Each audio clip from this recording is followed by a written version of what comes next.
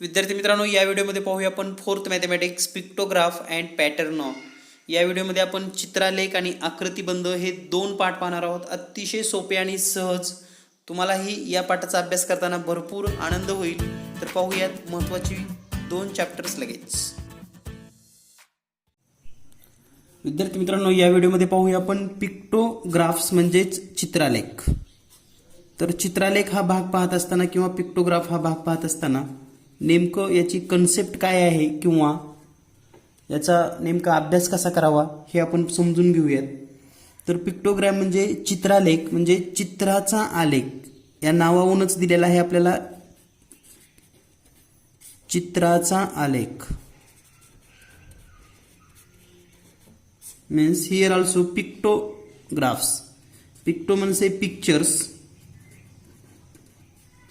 Plus graph. म्हणजे या ग्राफमध्ये फक्त पिक्चरचा वापर केला जातो किंवा चित्र किंवा फोटो. तर ते नेमकं कसं हे आपण समजून घेऊयात. How we use the pictures in a graph. Let start the next concept. Here look at this two chart. Types of van म्हणजेच वाहनाचे प्रकार. वाहनांचे प्रकार. आणि नंबर ऑफ व्हॅन म्हणजे वाहनांची संख्या. वाहनांची संख्या. तर पहा, वाहनाचे प्रकार आणि वाहनांची संख्या यामध्ये कार 2, सायकल 3, बायसायकल 4, बस 5. तर हे आपल्याला संख्येमध्ये दिसतं इन नंबर्स.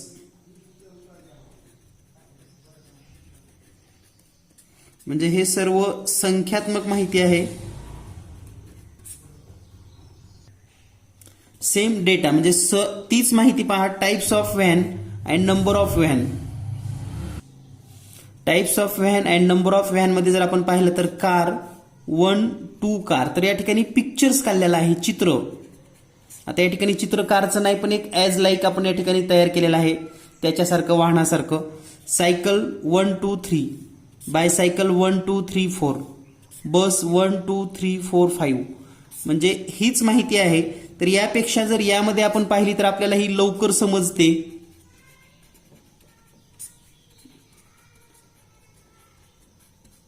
आणि चांगल्या पद्धतीने लक्षात येते. म्हणजे in good understanding we can understand the pictures counting. म्हणजे चित्र काउंट करायला वगैरे किंवा आपल्याला एक चांगल्या पद्धतीने या ठिकाणी समजतं. तर हा आहे पिक्टोग्राफ. आणि या पिक्टोग्राफचे आणखी काही प्रकार कसे असतात ते आपण समजून घेऊयात. तर चित्रालेखमध्ये पहा, या ठिकाणी जर आपण डेटा वाचला तर ॲड गिव्हन्स म्हणजे ॲड गिव्हन म्हणजे काय, वैद्यकीय जे काही आपल्याला माहिती असते किंवा म्हणजे त्याला आपण वैद्यकीय साधनं किंवा मदतीचं स्वरूप सुद्धा असं म्हणता येईल आपल्याला. मदतीचे स्वरूप. And number of family who helped. तर एका गावामध्ये जे काही घरांची संख्या आहे त्यांनी मदत केलेली आहे आणि हे आहे मदतीचं स्वरूप. आणि ही आहे घरांची संख्या किंवा कुटुंबाची संख्या.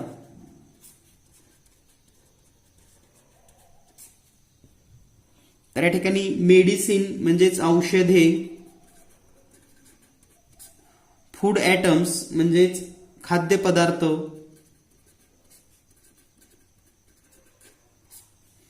क्लॉथ्स म्हणजे कपडे. अँड अदर म्हणजेच इतर. आणि या ठिकाणी आपल्याला सर्वात महत्वाचं प्रमाण दिलेलं आहे.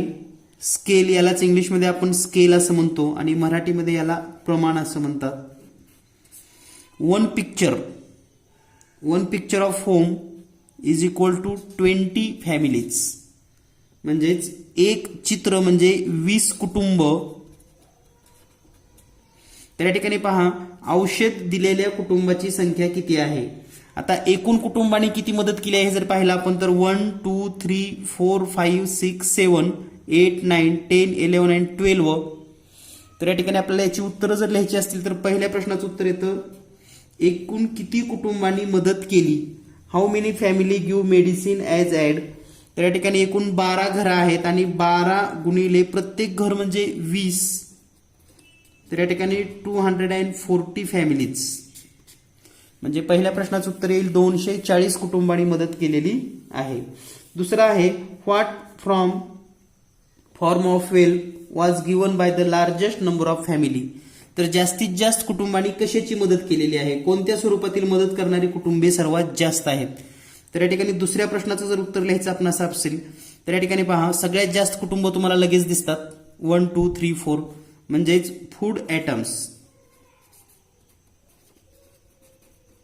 त्यालाच मराठी आपण खाद्यपदार्थची मदत ही जास्तीत जास्त कुटुंबांनी केलेली आहे. And here the third question is what form of aid was given by the list number of family. सर्वात कमी मदत कोणत्या प्रकारची झालेली आहे किंवा तशी कोणती कुटुंब आहेत. तर सर्वात कमी म्हणजे या ठिकाणी आपल्याला 2च कुटुंब दिसतात या ठिकाणी चित्र 1 2 20 20 म्हणजे हे 40 आहेत आणि सर्वात कमी म्हणजे या ठिकाणी आहेत क्लोथ्स म्हणजेच कपडे. तर पहा हे प्रश्न सोडवायला सुद्धा तुम्हाला एक वेगळा आनंद मिळतो. तर तुम्ही या ठिकाणी एक्सरसाइज मधील जे काही 2 3 4 प्रश्न आहेत तर हे सर्व प्रश्न सोडवून घ्या. अगदी सोप्या पद्धतीने प्रश्न आहेत, तुम्हाला हे समजेल. जर काही अडचण आली तर नक्की मला तुम्ही व्हॉट्सअप करू शकतात. तर हा सर्व एक्सरसाइज तुम्ही स्वतः पूर्ण करून घ्यायचा आहे. यानंतर पाहूया आपण नेक्स्ट पॅटर्न. पॅटर्न म्हणजे काय, तर यामध्ये जॉमेट्रिक पॅटर्न असतील, त्यानंतर टेबल पॅटर्न आहे, नंबर पॅटर्न आहेत.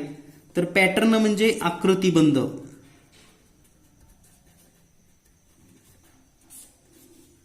How we can define pattern.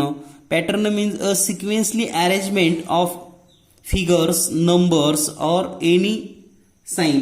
म्हणजेच कोणत्याही भौमितिक आकारांची असेल किंवा संख्यांची असेल किंवा चिन्हांची असेल तर एक पॅटर्न असतो. जसं आपण जर एखादा शर्ट खरेदी केला तर त्यावर एक पॅटर्न असतो. पहा असा समजा एक लाइनिंग आहे, 2 लाइनिंग आहेत, 3 4 आणि त्यानंतर मग 1 2 3, पुन्हा त्यानंतर 1 2 3 1 2 3 1 2 3. तर हा एक पॅटर्न आहे, लक्षात घ्या. वेगवेगळ्या जसं काही साडीज असतील किंवा शर्ट्स असतील, पॅन्ट असतील तर त्यावर एक पॅटर्न असतो आणि त्यानुसार मग आपण विचार करतो कोणता पॅटर्न चांगला आहे. तसं भूमितीमध्ये सुद्धा काही पॅटर्न आहेत. फॉर एक्झाम्पल सपोज दॅट आपण जर एखादी आकृती काढली, पहा triangle square circle, triangle square circle, triangle square circle. आता या ठिकाणी पुढे काय असेल हे तुम्ही पण सांगू शकतात. Triangle square circle. तर हा एक पॅटर्न आहे. त्यानंतर आणखी काही आकृती पाहूया.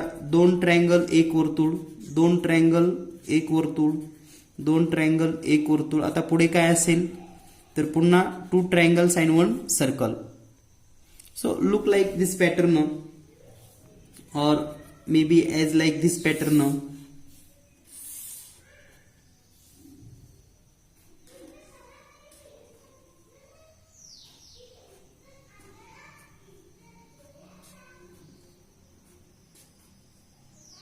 तर पहा हा सुद्धा एक पॅटर्न आहे.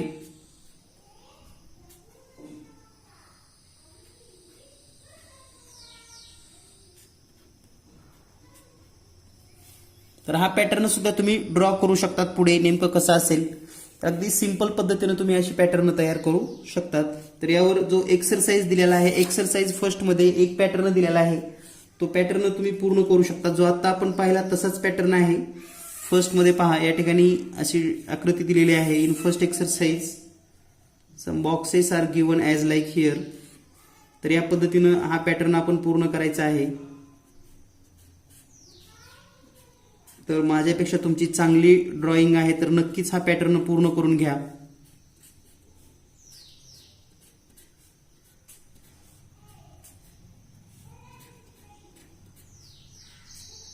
तर यालाच आपण आकृतिबंध किंवा पॅटर्न असं समजतो किंवा हा पॅटर्न आहे.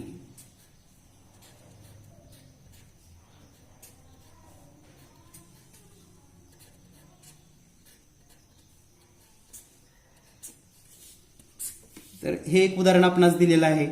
त्यानंतर दुसरं जे उदाहरण दिलेलं आहे फॉर सेकंड एक्झाम्पल, तर यामध्येही अशाच पद्धतीने एक पॅटर्न तुम्हाला दिसेल.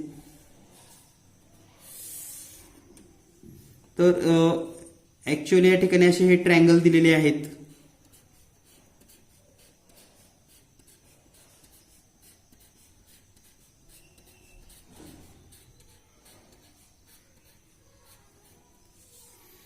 सेम ट्रायंगल याच पद्धतीनं खालच्या बाजूला पण तुम्हाला दिसतील.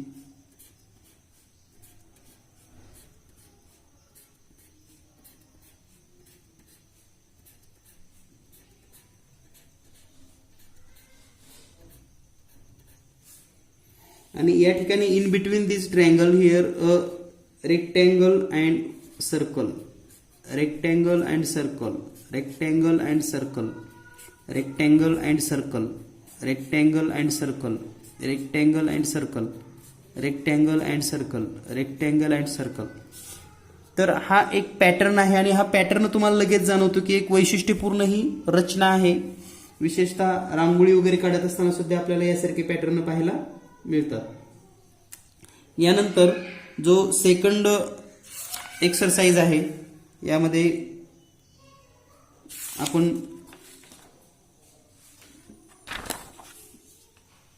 नेक्स्ट एक्सरसाइजचा जर विचार केला तर मेक अ पॅटर्न या ठिकाणी दिलेला आहे. Make a pattern by placing a geometric shape in one front another. म्हणजे आपण जो पहिला प्रश्न सोडवणार आहोत यामध्ये आपल्याला सांगितले कोणतेही भौमितिक आकार एका पुढे एक घेऊन एक आकृतीबंध तयार करा. तर या ठिकाणी जर तुम्हाला आकृतीबंध तयार करायचं असेल तर आपण या ठिकाणी एक आकृती काढलेली आहे. तर पहा हे सेमी सर्कल आहे आणि हा प्रश्न तुम्ही सोडवायचा आहे. तुम्हाला जसे पॅटर्न काढायचे तसे तुम्ही पॅटर्न काढू शकतात. यामध्ये 1 बाय 1 या ठिकाणी आपण ट्रायंगल टाईप केलेला आहे.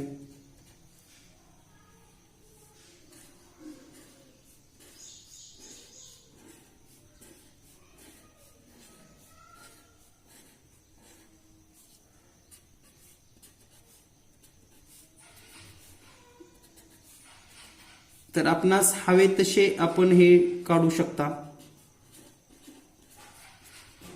3 circle 1 triangle, 3 circle 1 triangle, 3 circle 1 triangle. तर यासारखे आपण पॅटर्न तयार करावेत. यानंतर या ठिकाणी जे काही वेगवेगळे प्रश्न दिलेले आहेत हे सर्व प्रश्न तुम्ही सोडवू शकतात. या ठिकाणी जो दुसरा प्रश्न दिलेला आहे विविध मुक्त हस्ताकृतीच्या सहाय्याने केवळ आकृतीबंध तयार करा. म्हणजे make a pattern using different free hand shape. तर कोणत्याही आकृती तुम्ही या ठिकाणी काढू शकतात की ज्याला काहीही शेप नाही किंवा कोणत्याही पद्धतीने तुम्हाला हे पॅटर्न तयार करता येऊ शकतात. तर हे कसे तयार करायचे हे तुम्ही तुमच्या मनाने हे प्रश्न सोडवायचे आहेत.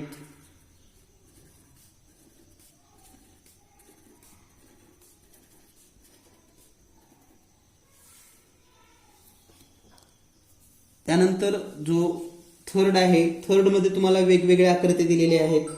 तर त्या आकृतीच्या सहाय्याने आपल्याला हे पूर्ण करता येईल आणि भौमितिक आकृतीचा उपयोग करून आपण वेगवेगळ्या नक्षी या ठिकाणी काढू शकतात. तर या पद्धतीनं हा आकृत्यांचा पॅटर्न आपण पाहिलेला आहे. यानंतर जो आपण पाहणार आहोत तो गुणाकारातील आकृतीबंध आपल्याला पाहायचा आहे. तर पाहूयात गुणाकारातील आकृतीबंध. त्यालाच आपण table pattern in multiplication table हा भाग समजून घेणार आहोत. पॅटर्न नंबर टेबल्स किंवा pattern in multiplication table, pattern in multiplication table. तर आपण मल्टिफिकेशन टेबलचं जर वैशिष्ट्य पाहिलं किंवा गुणाकाराच्या पाढ्याचं तर आपण एक 9चा पाढ्याचा विचार करूयात. आपण 9 टेबल, 9चा पाढा. तर पहा अगदी सिंपल पद्धतीने लिहिता येतो. तुम्हाला सुरुवातीला फक्त एक काम करायचंय. या ठिकाणी 0 लिहायचं आहे. 0 1 2 3 4 5 6 7 8 9. 9 पर्यंत लिहिल्यानंतर 9 पासून वर पुन्हा 0 1 2 3 4 5 6 7 8 9. तर हा झाला 9चा पाढा. अगदी सिंपल पद्धतीने तुम्हाला हे लिहिता येतं. बाकी जर तुम्ही 11चा टेबल पाहिलात, 11 टेबल, तर तोही आपल्याला असाच माहिती आहे. 11 22 33 44 55 66 77 88 99 अँड लास्टली 110. तर हा सुद्धा एक पॅटर्न तुम्हाला दिसतो. तर this is known as a number pattern. यानंतर आपण यावरील एक्सरसाइज पाहूयात. In exercise the first question, look at the 5 tables, 5 times table. Find the pattern in the digit in the unit place of the table. There is a pattern in the 10 digit in this table. तर पहा या ठिकाणी 5चा पाडा दिलेला आहे आणि 5च्या पाड्यामध्ये आपल्याला असं लिहिलेलं आहे 5 10 15 20 25 30 35 40 45 50 55 60 65 70 75 अँड सो ऑन. तर या ठिकाणी पॅटर्न काय आहे समजून घेऊयात. आपण जर युनिट डिजिटचं पाहिलं, युनिट डिजिट म्हणजेच एकक अंक, एकक अंकचा जर पॅटर्न आपण पाहिला तर एकक अंकमध्ये पहा 0 5 0 5 0 5 0 5 0 5 हा पॅटर्न आपल्या लक्षात येतो. म्हणजेच युनिट प्लेस कसे आहेत, स्टार्टिंग पाहिलं तर 5 म्हणजे 5 0 5 0 5 0 5 0 हा पॅटर्न आपल्याला लक्षात येईल. And at the 10 place 10 digit म्हणजे दशकांक, दशकांकामध्ये जर पाहिलं आपण तर या ठिकाणी 0 आहे. इथे जरी नसलं तरी हे 0 आपण गृहीत धरू शकतो. बाकी जर थोडा पुढे विचार केला तर 1 1 2 2 3 3 असा पॅटर्न येतो. म्हणजे 1 1 2 2 3 3 4 4 या पद्धतीने हे डिजिट वाढत जातात. 5 5 7 7 8 8 सेम वे. यानंतर पाहूया आपण second question. In the next question, write the 10 tables, look at the digit in the unit place of this table. What is the pattern there? तर आता आपल्याला 10चा टेबल लिहायचा आहे. 10 10 1 10 10 2 20 10 2 चा 20 23 चा 30 40 50 60 70 80 90 अँड सो ऑन. तर या ठिकाणी युनिट डिजिट जे आहे, unit digit at the unit digit there are only 0 0 0 0 0 0 and this is also pattern. आणि हे सुद्धा एक आकृतिबंध आहे. यानंतर पाहूया आपण नेक्स्ट क्वेश्चन.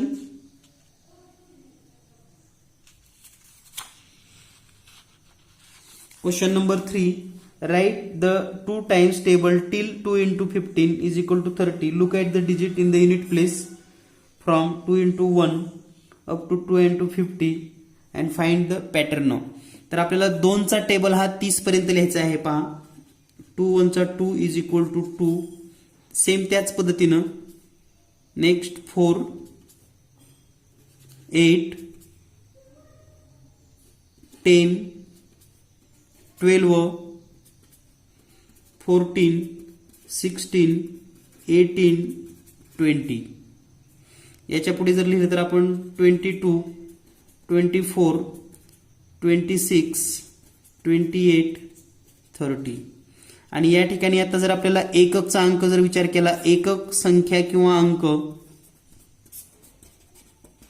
युनिट डिजिट और युनिट नंबर, तर पहा तो आपल्याला पॅटर्न असा लक्षात येईल 2480 2480. पुन्हा 24 या ठिकाणी 6 राहिलेला आहे 0, देन 24680, देन 24680. म्हणजे हा एक पॅटर्न आपल्या लक्षात आला असेल. 24680 24680 24680. Now the next question, question number 4. In question number 4, complete the multiplication given below. Find the pattern in the product. तर या ठिकाणी आपल्याला मल्टिफिकेशन दिलेलं आहे 6 into 10 is equal to 60, 6 into 100 is equal to 600, 6 into 1000 630, 6 into 10,000 60,000. तर या ठिकाणी पहा 10 न मल्टिप्लाय केले की 10, 100 न 20, 1000 न 30, 10,000 न 40. हा पॅटर्न आपल्या लक्षात आला पाहिजे झिरोचा. 0 0 0 0 0 0 0 0 0 0. या पद्धतीने आपल्याला हे संख्या लक्षात येतील. त्याच पद्धतीने 7 जर पाहिलं आपण 7 into 10 is equal to 17, 7 into 100 is equal to 700, 7 into 1000 is equal to 7000 and 7 into 10,000 is equal to 70,000. Means 70, 700, 7,000 and 17,000. These are the pattern. तर या पद्धतीने या संख्यांचा पॅटर्न आपल्या लक्षात येतो. यानंतर next and the last question number 5. Multiply 37 by 369 up to 27 in that order. Observe the pattern in the product. तर आपल्याला सांगितलेलं आहे 37 ला 3, 6, 9, 12 या सर्व संख्यांनी भागायचं. तर पहा 37 इंटू 3 जर केला आपण 3 7 चा 21 कॅरी 2, 3 9 चा 9 and 2 11. 37 into 6 is equal to 6 7 42 ला 2 हातचे 4 6 18 4 22. 37 इंटू 9 करा आपल्याला मिळेल 333. आता पुढचा पॅटर्न लगेच लक्षात येईल तुम्हाला. 37 into 12 444. Next 37 into 15 555. Same way 37 into 18 is equal to 666. 37 into 21 is equal to 777. 37 into 24 is equal to 888. And 37 into 27 is equal to 999. So look at this pattern: 111, 222, 333, 444, 555. 666, 777, 888 and 999. So this pattern we have when we multiply 37 by 369, 12 and up to 27.